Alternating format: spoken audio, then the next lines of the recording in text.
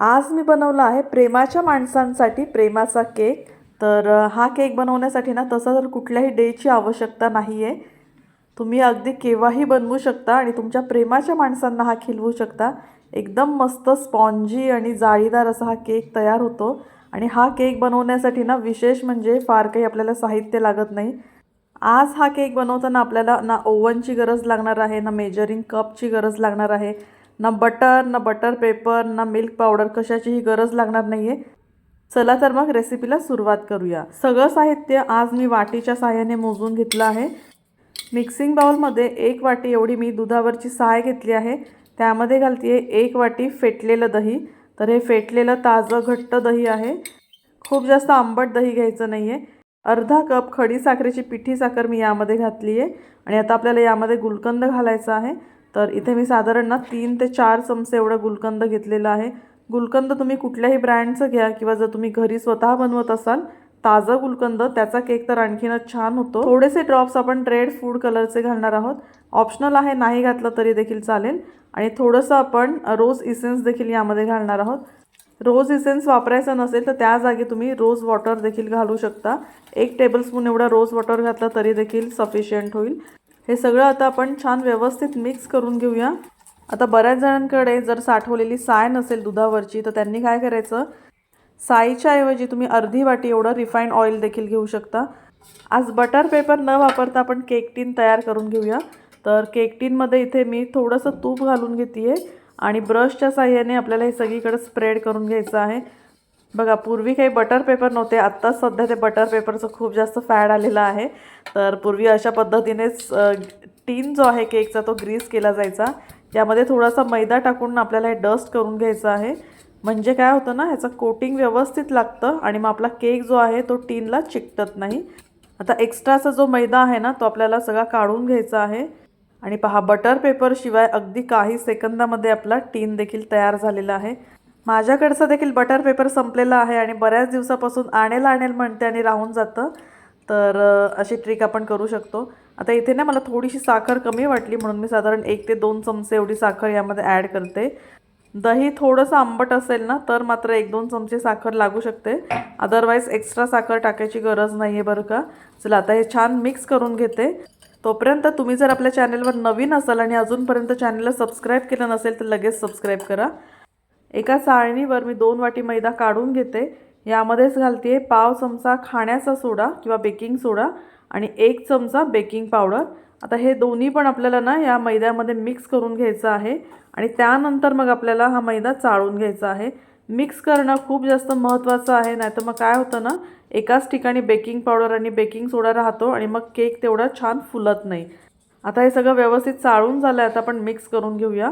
तर सुरुवातीलाच आपल्याला यामध्ये दुधाचा वापर करायचा नाही आहे। सुरुवातीला हे जे लिक्विड आहे किंवा हे जे वेट इन्ग्रेडियंट आहे ना त्यामध्येच आपल्याला मैदा मिक्स करून घ्यायचा आहे आणि त्यानंतरच आपल्याला यामध्ये दुधाचा वापर करायचा आहे। तर इथे मी सगळे साहित्य रूम टेम्परेचरचंच घेतलेलं आहे। यामध्ये मी अर्धी वाटी एवढं दूध घेतलेलं आहे, यापेक्षा जास्त दूध लागणार नाही आहे। आणि हे जे बॅटर आपण बनवतोय ना हे नेहमीच्या केकपेक्षा थोडंसं थिक असणार आहे, अगदी फ्लोई कन्सिस्टन्सीचं हे असणार नाही आहे। कारण जर हे बॅटर आपण पातळ बनवलं तर त्यात आपण गुलकंद घातलेला आहे, ते गुलकंद सगळं तळाशी बसू शकतं। त्यामुळे हे बॅटर आपल्याला खूप जास्त फ्लोई ठेवायचं नाही आहे, एकाच डायरेक्शननी आपल्याला हे मिक्स करत जायचं आहे। आणि आता बघा, मी हा व्हिडिओ कुठेही स्किप केला नाही आहे, म्हणजे तुमच्या लक्षात येईल की हे बॅटर आपल्याला किती वेळ मिक्स करायचं आहे। ओव्हर मिक्स आपल्याला अजिबात करायचं नाही आहे। आता आपण हे ना जो आपण टीन तयार करून घेतला होता त्यामध्ये हे काढून घेऊया। तर आज आपण हा केक ओव्हनमध्ये बेक करणार नाही आहोत, तर कुकरमध्ये बेक करणार आहोत किंवा तुम्ही कढईमध्ये देखील बेक करू शकता। तर एकीकडे मी कुकर ना प्रीहीट करायला ठेवलं आहे गॅसवर। बॅटर आपल्याला स्पॅच्युलाच्या साहाय्याने सगळीकडे व्यवस्थित एकसारखं स्प्रेड करून घ्यायचं आहे। आणि तुम्ही बघू शकता बॅटर आपलं खूप जास्त हलकं झालेलं आहे, खूप जास्त फ्लफी झालेलं आहे, मस्त त्याच्यामध्ये बबल्स आलेले आहेत। तर केक टीन टॅप करून आपल्याला हे बबल्स अजिबात काढून घ्यायचे नाही आहेत। तर बघू शकता आपला केक हा बेक होण्यासाठी तयार आहे। चला आता लगेच आपण इथे केक बेक करायला घेऊया। कुकरमध्ये आपल्याला मीठ वगैरे काहीही घालायचं नाही, साधी एक जाळी स्टँड ठेवायचं आहे आणि त्यावर आपल्याला हा जो टीन आहे तो ठेवायचा आहे. बरेच जण विचारतात यामध्ये तुम्ही मीठ घालत नाही का बेकिंगसाठी, पण मीठ घातल्यानंतर ना केकला थोडासा मिठाचा वेगळा फ्लेवर येतो किंवा एक अरोमा वेगळाच येतो. चला आता सुरुवातीचे 3 मिनिट आपल्याला हाय हीटवर हा केक बेक करायचा आहे आणि नंतर 50 मिनिटांसाठी आपल्याला अगदी स्लो फ्लेमवर हा केक बेक करायचा आहे. अजिबात अधेमध्ये केक उघडून बघायचा नाही आहे. आणि बघू शकता 50 मिनिटांनंतर आपला केक अगदी व्यवस्थित बेक झालेला आहे. केक जसा जसा बेक व्हायला लागेल ना तसा तसा घरामध्ये गुलकंदाचा मंद सुगंध तुम्हाला यायला लागेल आणि हीच एक साईन आहे केक छान बेक होण्याची. बघा किती मस्त आपला केक बेक झालेला आहे, एकसारखा कलर आलेला आहे. तर त्याची हाईट पण तुम्ही बघू शकता, अगदी वरपर्यंत हा केक आपला फुललेला आहे. जाळी रॅकवर काढल्यानंतर ना एक 5 मिनिटांसाठी यावर आपल्याला कॉटनचं कापड ठेवून घ्यायचं आहे. केक अजूनही खूप जास्त गरम आहे, पण एक साधारण 5 ते 10 मिनिटांमध्ये ना केक तुम्ही डिमोल्ड करून घ्या. खूप जास्त वेळ जर तुम्ही मोल्डमध्ये तसाच ठेवला टीनमध्ये तर मात्र त्याला थोडंसं पाणी सुटू शकतं आणि मग केक हा थोडासा सॉगी होऊ शकतो. त्यामुळे केक अगदी थंड होईपर्यंत आपल्याला टीनमध्ये ठेवायचं नाही आहे. आणि टीन बघा किती मस्त एकदम क्लीन निघून आलेला आहे, तो पण बेकिंग पेपरशिवाय. झाला की नाही मस्त आपला प्रेमाचा गुलकंदाचा केक तयार. चला आता पूर्ण थंड झाल्यानंतर ह्याचे आपण पीसेस कट करून घेऊया. तुमच्या आवडीनुसार हव्या त्या आकारामध्ये तुम्ही ह्याचे पीसेस कट करून घेऊ शकता. चला आता एक ह्याचा पीस देखील तुम्हाला मी अगदी जवळून दाखवते की किती हा केक आपला मस्त स्पॉन्जी झालेला आहे. तर पाहायलात किती कमी साहित्यात अगदी झटपट असा आपण हा केक तयार केलेला आहे. बरं हां, ज्यांना मैदा वापरायचं नाही ना तर ते इथे गव्हाचं पीठ देखील वापरू शकतात. फक्त गव्हाचं पीठ वापरताना 2 ते 3 वेळा तुम्हाला चाळून घ्यावं लागेल.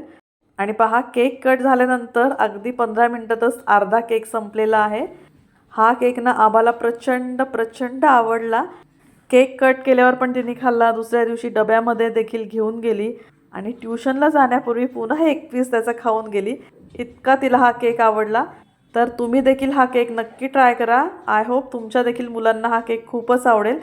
आणि केकची हाईट बघा किती मस्त राईज झालेला आहे. आणि हो, रेसिपी संदर्भात जर तुमचे काही प्रश्न असतील तर मला कमेंट सेक्शनमध्ये नक्की विचारा.